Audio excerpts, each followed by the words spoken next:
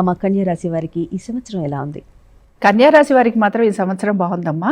ముఖ్యంగా వీళ్ళు కనుక ప్రణాళికాబద్ధంగా ముందుకు వెళితే తప్పనిసరిగా వీరికి మంచి ఫలితాలు అనేవి కనపడుతూ ఉంటాయి. కన్యా రాశి వారికి ఆదాయం 8 అనుకుంటున్నాం, వ్యయం అయితే 11 అనుకుంటున్నాము.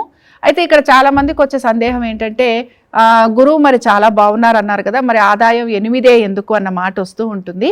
గమనించాల్సింది ఏంటంటే మనకి జూన్ వరకు కూడా ఇక్కడ ఎక్కడా మనకి గురువు మారటం లేదు, అంటే పరిస్థితుల్లో చాలా పెద్ద మార్పులు కనిపించటం లేదు. అందుకని ఏంటంటే ఆదాయ పరంగా కొంచెం నెమ్మదిగా మనకి స్థిరత్వం వైపుగా వెళ్తున్నారు అని గమనించుకోవాలి.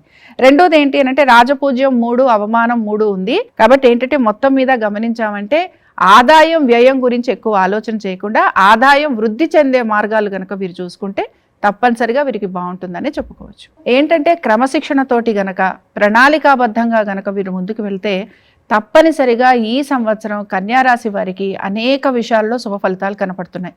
ముఖ్యంగా ఆర్థికపరమైన విషయాలలో వీరికి అనుకూలత అనేది ఉంటుంది. కాబట్టి మనం ఎక్కడ భయపడక్కర్లేదు. ఏవైనా సరే ఇబ్బందులు అంటూ పోయిన సంవత్సరాల్లో పడుంటే గనక, అంటే ఏమైనా ఆర్థికపరమైన ఇబ్బందులు, సంతానపరమైన ఇబ్బందులు, అలాగే వీరు అనుకుంటున్న పనులు ఏమైనా సరే పోస్ట్పోన్ అయ్యాయి, అవ్వలేదు, అలాగే వివాహం గురించి ఆలోచన చేశారు, సరిగ్గా కుదరలేదు, ఇలాంటి ప్రయత్నాలు చేస్తున్న వారందరికీ కూడా చక్కటి ఫలితాలు అనేవి కనపడుతున్నాయి. బంధువులతోటి కూడా మంచిగా సమయం గడపటం, అన్నదమ్ములు, అక్క చెల్లెళ్ళు వీరితోటి కూడా వారికి ఏమైనా ఇబ్బందులు లాంటివి ఉంటే కూర్చొని మాట్లాడుకోవటం, ఇలాంటివన్నీ కూడా వీరు చేయొచ్చు అనమాట.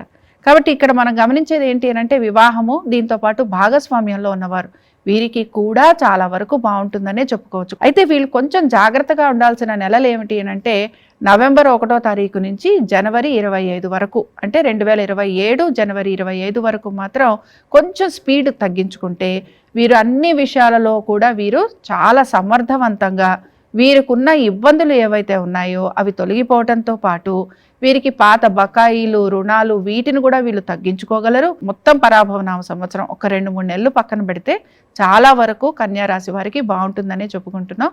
అయితే కన్యారాశి వారు ఎటువంటి పరిహారం చేయాలో చూద్దాం.